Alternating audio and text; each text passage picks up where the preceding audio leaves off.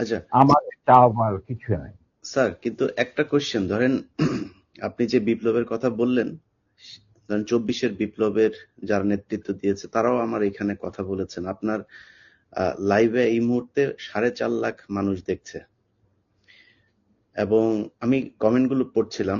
আমি বোঝার চেষ্টা করছিলাম যে আসলে কি। আমার মনে হয় এ পর্যন্ত কয়েক লাখ কমেন্টের মধ্যে বোধহয় 10টা কমেন্ট পড়েছে আপনাকে গালি দিয়েছে বা আমাকে গালি দিয়েছে। এত জনপ্রিয় একজন মানুষ, আপনি দেশ থেকে চলে যেতে হলো কেন স্যার? সেই কাহিনীতে এই মুহূর্তে যাওয়া ঠিক হবে কি? মাফ করে দিয়েছি। জিয়া রহমান আমাদেরই একজন ছিলেন। আচ্ছা, to be frank with you, উনি কোরআন শপথ নিয়ে আমাদের সাথে কাজ করতে রাজি ছিলেন, কিন্তু পরবর্তী পর্যায়ে তিনি তার নিয়ত থেকে সরে আসেন। তার জন্য তো আমরা দায়ী নয়, উনি দায়ী। এবং যদি ভালো করে থাকেন সেটা প্রাপ্য তিনি হয়তো পেয়েছেন, যদি খারাপ করে থাকেন সেটা আমাদের সাথে না চলায় যদি তার কিছু খারাপ হয়ে থাকে, তার জন্য তো আমরা দায়ী নই। তবে হ্যাঁ, একটা সময়ে আমি যখন চীনে ছিলাম রাষ্ট্রদূতাবাসে, তিনি আমার বাবা কিন্তু জিয়া রহমানের ক্যাবিনেটের সিনিয়র মিনিস্টার পদে নিযুক্ত ছিলেন। কারণ আমার বাবা মনে করতেন যে আমরা আর জিয়া রহমান সব এক, কিন্তু উনি ভেতরে খবর জানতেন না। জিয়া রহমান যখন দেখলো যে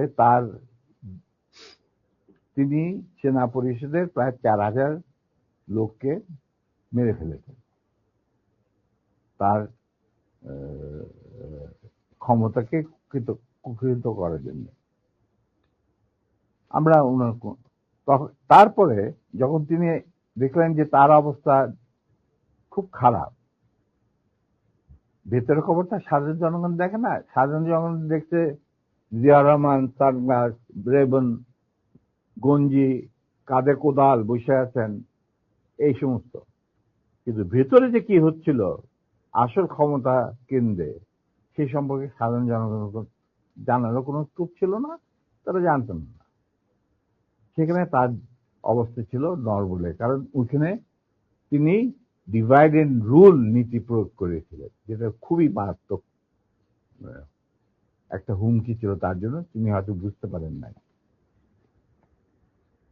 তিনি যখন রাষ্ট্রীয় সফরে আসেন, আমার বাবাকে deputy head of the delegation করে নিয়ে আসলেন এবং আমাকে বললেন যে let us forget and forgive, তোমরা আমাদের পাশে দাঁড়া। আমরা বললাম, স্যার এটা আপনার পক্ষে, আপনার বললেন আমি কৃতার্থ, কিন্তু আমার মনে হয় আমাদের পক্ষে সেটা সম্ভব। কারণ এর জন্য সম্ভব না, আপনি আমাদের সহকর্মীদের রক্তে যে রক্তক্ষরণ ঘটিয়েছেন, সেই রক্ত মারিয়ে আপনার পাশে যদি গিয়ে দাঁড়াই, প্রথম গুলিটা আমাকেই যেতে হবে, মুনাফেক হিসাবে। আমি আপনাকে